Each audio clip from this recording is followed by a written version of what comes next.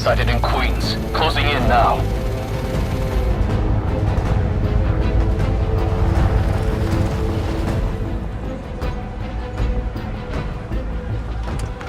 Cover the door. The beast could be anywhere.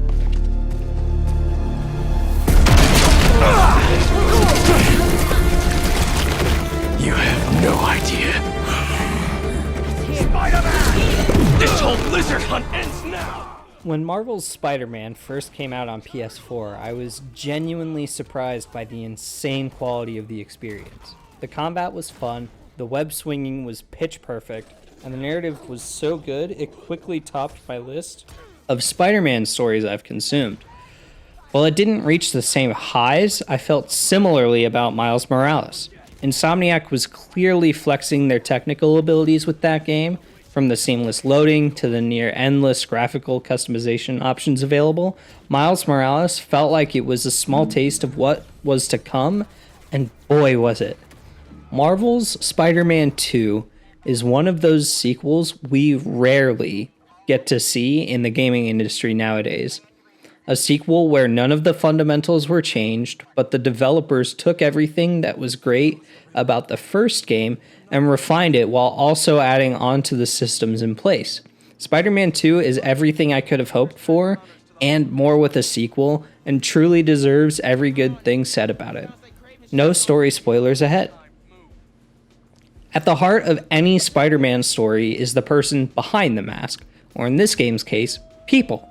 Peter Parker and Miles Morales share the center stage in this game, and while overall it is definitely more focused on developing Peter, Miles definitely gets more than enough time to shine, and his story is a satisfying follow-up to both his arc in the first game and his spin-off title. Special mention has to go to Yuri Lowenthal and Nadji Jeter, who both portrayed these two characters in truly special fashion. Yuri Lowenthal displays his absolutely spectacular range as he portrays both normal Peter Parker and symbiote Spider-Man, and Nadji Jeter doing an incredible job of bringing to life Miles' range of emotions, from the pain of losing his father, the anger he feels towards the man who caused his father's death, and his concern for Peter. Of course, the rest of the crew pulls a considerable amount of weight. Laura Bailey continues to be an amazing version of Mary Jane, with this character feeling much more complete in this game with a significantly less played out arc. Unfortunately, I can't speak about the rest of the standouts without going into spoilers, but rest assured, I don't think there's a single actor who doesn't pull off their role. The first Insomniac Spider-Man game built an extremely solid foundation, but it wasn't without its problems, specifically in the combat design. An over-reliance on big enemies, many mob groups spamming with projectiles, a lack of defensive options that encouraged running away rather than fighting up close, and an odd way of handling gadgets and special moves that never quite sat right with me. Miles Morales made some improvements, and I quite enjoyed Miles' Venom moves, but it still wasn't a significant enough upgrade to make me say I fully enjoyed the combat. Spider-Man 2 makes so many small improvements, like making it easier to know when to dodge projectiles and big enemies not being as much of a damage sponge, while also adding an insane amount to the combat system to make the encounters feel fresh and exciting. Particularly, the new parry mechanic is one of the most satisfying additions. Initially, I was a bit taken aback by its inclusion, but towards the end of my playthrough, it was my favorite defensive option because it encouraged me to be more aggressive given how quickly you can parry after an attack. The biggest improvement over the first two games, however, is by far the boss fights. While the spectacle of bosses in the first game was fun, the fights often ended up feeling like more souped-up versions of regular enemies, or in some cases, just gimmicks intended to extend the playtime of the game. Spider-Man 2's collection of boss fights is a bit smaller in comparison, but makes up for it in giving each boss a multitude of phases, with each phase adding new moves and mechanics to increase the challenge, and a consistent moveset that is as much fun to learn as any other action game can provide. I felt truly challenged by most of these fights, and could feel myself improving throughout most of them, which I cannot say for the first 2 games. Spider-Man 2 is a lot of things, but innovative is not one of them. The open world is larger, but the additions to it don't add a whole lot in terms of gameplay. Similarly, most of the side content is largely similar to the first 2 games with new story context and coats of paint. So if you're looking for a change similar to the way Tears of the Kingdom radically changes Breath of the Wild's foundation, you're looking in the wrong place.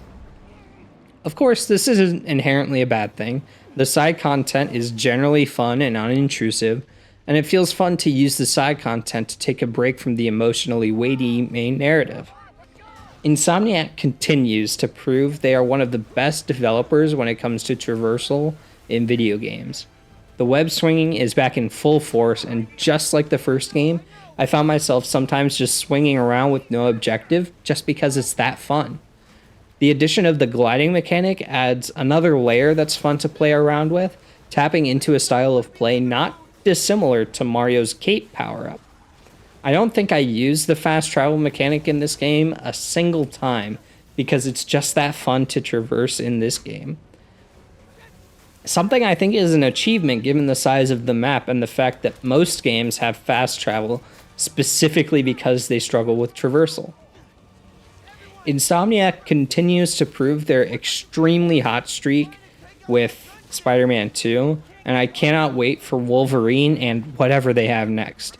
Spider-Man 2 has everything, from great gameplay, to an insanely good narrative, to fun side content. Of course, don't you dare play this before you play the first game and Miles Morales, but I would highly recommend all 3 of these games to everybody. Thanks for watching. Remember to like and subscribe, and yeah, stick around for the next video. I'm going to start branching out into different kinds of content because I'm beginning to realize that these sort of scripted review videos aren't exactly sustainable. So look forward to that.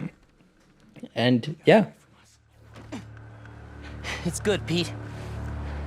I saved the tracker.